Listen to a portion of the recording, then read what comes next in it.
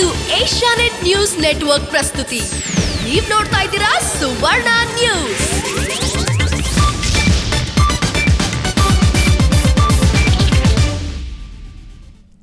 ನಮಸ್ಕಾರ, ಸುವರ್ಣ ನ್ಯೂಸ್ಗೆ ಸ್ವಾಗತ. ನಾನು ದಿವ್ಯಶ್ರೀ. ಈಗ ಹೆಡ್ಲೈನ್ಸ್.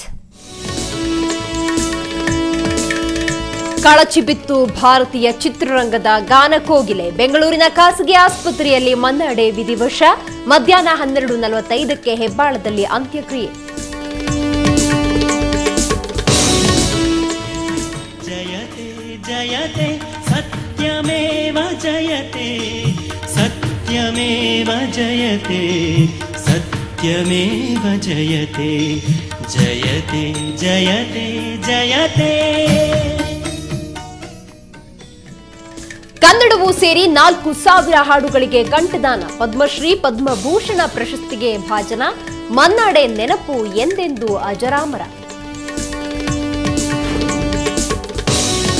ಇನ್ಮುಂದೆ ಬೇಕಾಬಿಟ್ಟಿ ಗಣಿಗಾರಿಕೆ ಮಾಡುವಂತಿಲ್ಲ. ಗಣಿ ಕಂಪನಿಗಳ ಅದಿರು ದಾಹಕ್ಕೆ ಬೀಳತ್ತೆ ಕಡಿವಾಣ. ದಿಟ್ಟ ನಿರ್ಧಾರ ಕೈಗೊಂಡ ರಾಜ್ಯ ಸರ್ಕಾರ.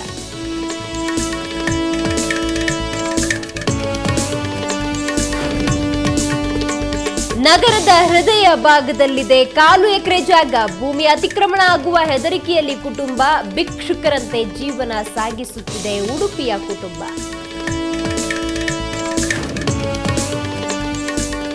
ಇಂದಿನಿಂದ ಹಾಸನಾಂಬೆಯ ದರ್ಶನ ಭಾಗ್ಯ. 12 ದಿನಗಳ ದೇವಿಯ ದರ್ಶನಕ್ಕೆ ಜಿಲ್ಲಾಡಳಿತದಿಂದ ಸಿದ್ಧತೆ. ಮುಂಜಾನೆಯಿಂದಲೇ ಕಾದು ಕುಳಿತಿರುವ ಭಕ್ತರು.